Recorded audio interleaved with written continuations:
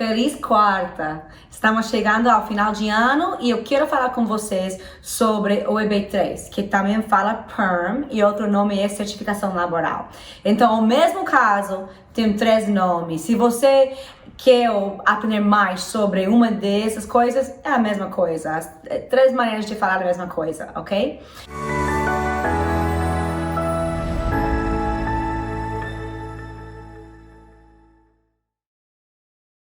A primeira coisa mais importante para saber se tem oportunidade de um caso de EB3 ou PERM ou certificação laboral é se você tem uma oferta de trabalho, porque é um requisito.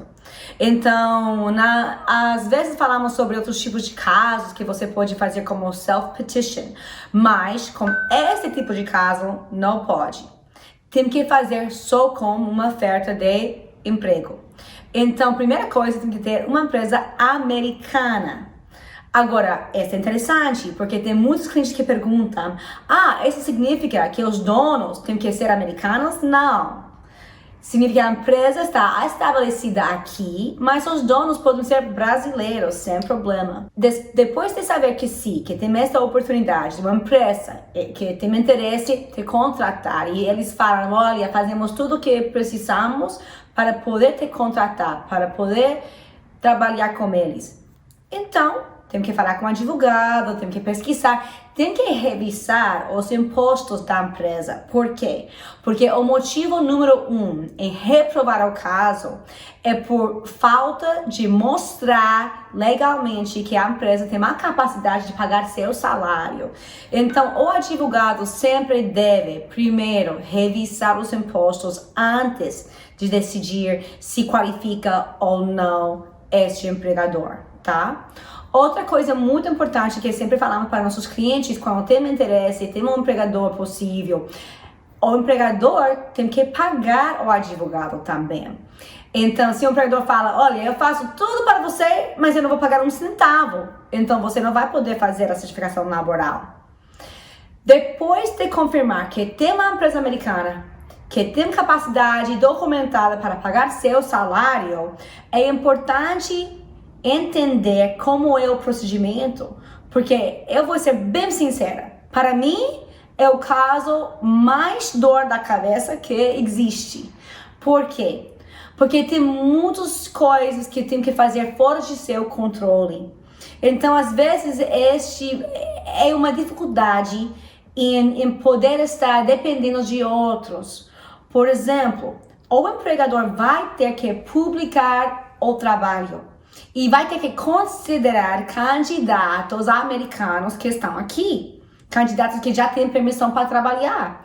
Então, aí se uma pessoa aplica como candidato para o mesmo trabalho e qualifica, e não podemos então reprovar esse candidato, temos que começar tudo de novo, porque não pode oferecer o trabalho para você.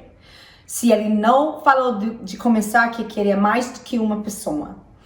Então, leva tempo. Leva bastante tempo, porque primeiro tem que descrever muito bem o trabalho. Depois tem que pedir ao governo quanto é o salário. E depois tem que fazer a publicação. E não é só uma publicação. Pode ser que tem que publicar em 5 maneiras diferentes, se é um trabalho para um profissional. Então, e tem que aguardar, revisar, ver se tem um candidato. Então, o ano passado, por exemplo, foi um ano talvez um pouco melhor, porque tinha menos desemprego. Quando tem mais desemprego, a possibilidade de ter mais candidatos é melhor. Então, e tem que considerar cada aplicação. Então, não estou falando que é impossível e não estou falando que não é uma opção boa. Pode ser, mas é importante entender tudo isso antes de decidir se para você é um bom caso ou não. Normalmente, as pessoas que escolhem fazer um caso de EB3 é porque tem tempo aqui. Por exemplo, já tem visto de estudante aprovado e vai estudar 4 anos. Então, tem um prazo de 1 ano a 2 anos para fazer tudo o que tem que fazer para obter o EB3.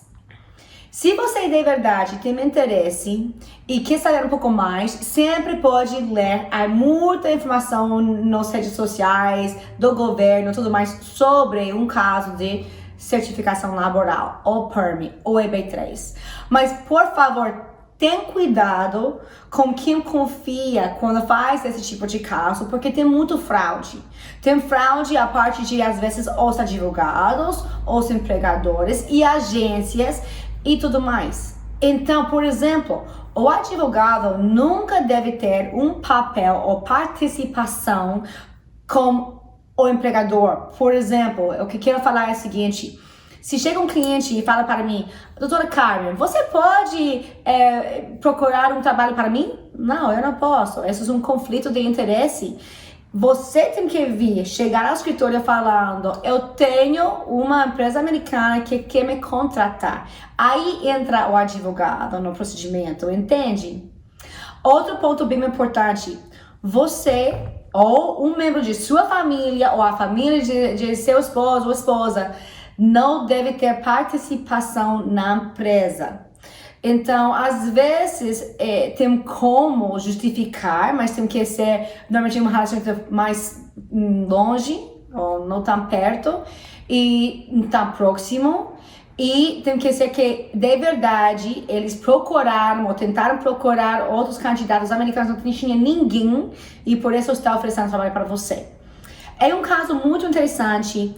Primeiro, começa tudo como o Departamento de Trabalho. Nos Estados Unidos, o nome é Department of Labor.